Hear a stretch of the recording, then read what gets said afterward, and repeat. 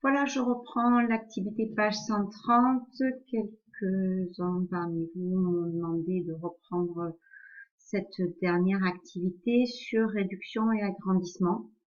Alors, on compare donc la pyramide du Louvre, qui est composée de plusieurs pyramides. Donc, on va comparer dans un premier temps la pyramide 2 et la pyramide 1, qui est vraiment une réduction cette fois-ci parce que effectivement chaque dimension est multipliée par un nombre, c'est-à-dire 0,22. On appelle ça une réduction parce que le nombre par lequel on multiplie chacune des dimensions est plus petit que 1. Donc quand on veut réduire une figure, on multiplie ces dimensions par un nombre plus petit que 1. Si on veut faire un agrandissement, on multiplie les dimensions par un nombre plus grand que 1. Dans un premier temps, on me demande de calculer pour la pyramide 1 son aire, d'accord, et son volume. L'aire donc de la pyramide, alors l'aire de la base de la pyramide, pardon. Alors la pyramide a une base carrée, c'est ce qu'on nous dit ici, la pyramide que l'on note 1, d'accord, c'est celle-là.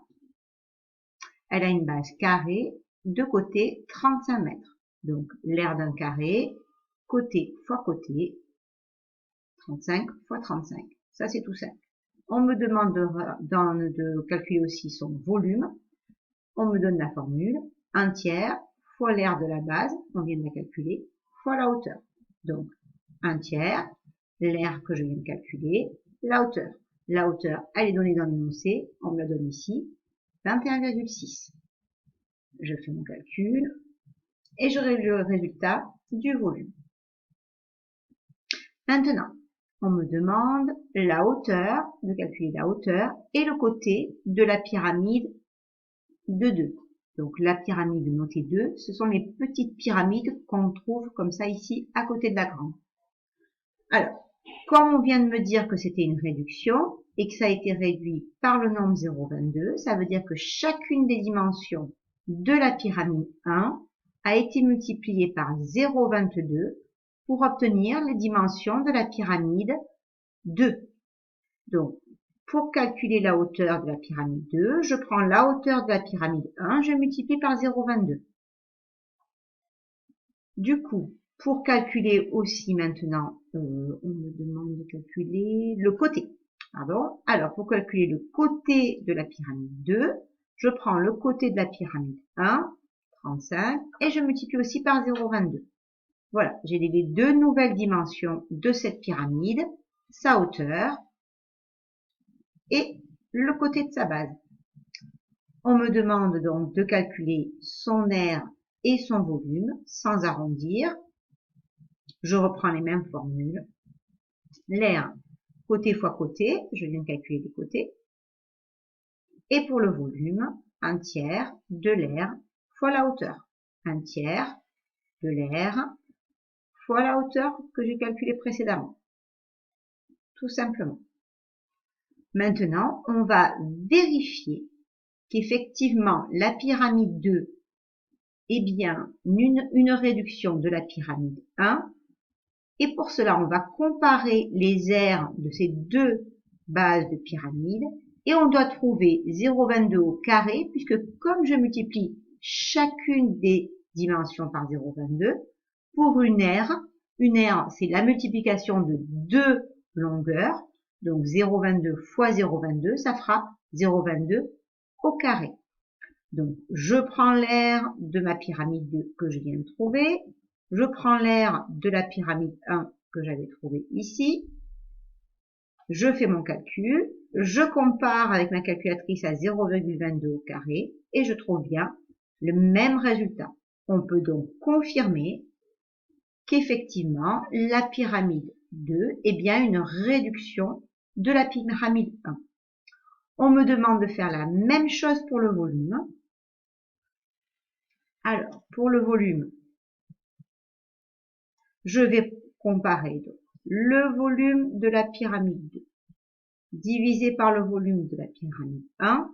Et là, attention, je dois trouver 0,22 au cube. Parce que dans un volume, on multiplie 3 dimensions entre elles. Du coup, 0,22 fois 0,22 fois encore 0,22. Ça fait donc 0,22 au cube. De nouveau, je trouve que ça fait exactement la même chose. D'accord? Quand je fais le rapport entre les deux volumes, je trouve ce nombre. Et quand je fais 0,22 au cube, je trouve le même nombre. On peut donc bien confirmer que la pyramide 2, cette petite pyramide, est bien la réduction de la pyramide 1 ici. On va faire la même chose maintenant pour la pyramide 3. La pyramide 3 qui est à l'intérieur du musée, elle est dessous là, et elle est inversée celle-ci. Elle est inversée. Le sommet est à l'intérieur, d'accord, en sous-sol si vous voulez. Voilà. Alors, pour cela, on me demande de calculer le côté de la pyramide 3. Alors, le côté de la pyramide 3, on me donnait son aire. On me disait que la pyramide 3 avait une aire de 256 mètres carrés. Comme je sais que l'aire, c'est l'aire d'un carré, côté fois côté, ça fait 256. Pour trouver le côté, racine de 256, 16 mètres. On me demande donc de comparer le côté de la pyramide 3 et le côté de la pyramide 1. Côté que je viens de trouver, 16 pour la pyramide 3, 35 pour la pyramide 1. Voilà mon nombre. On n'arrondit pas parce qu'il faut vraiment être très précis. Il faut vraiment avoir des nombres complètement égaux quand on fait les rapports de réduction ou d'agrandissement. Je fais la même chose pour la hauteur. Alors, la hauteur était précisée pour la pyramide 3, 7 mètres. La pyramide 1, 21,6. Et là déjà, je m'aperçois que je n'obtiens pas du tout le même résultat. Ici, à environ 0,457, on va dire, et ici 0,324. Donc, comme dans ces deux dimensions qui font partie de la pyramide, le côté de la base et la hauteur, les rapports ne sont pas égaux. Donc déjà, d'accord, si les deux longueurs, d'accord, si ces deux longueurs n'ont pas le même coefficient de réduction, alors on ne pourra pas dire que la pyramide 3 est une réduction de la pyramide 1. Il aurait fallu trouver une égalité entre ces deux rapports. Voilà, j'espère que c'est plus clair pour ceux pour lesquels c'était resté un petit peu flou. Il n'y a pas vraiment de difficulté là-dedans. Il faut juste penser qu'à chaque fois, c'est chaque dimension qui est multipliée par le coefficient de réduction. Plus petit que 1 ou d'agrandissement plus grand que 1. Voilà, j'espère que c'est plus clair pour vous. À bientôt.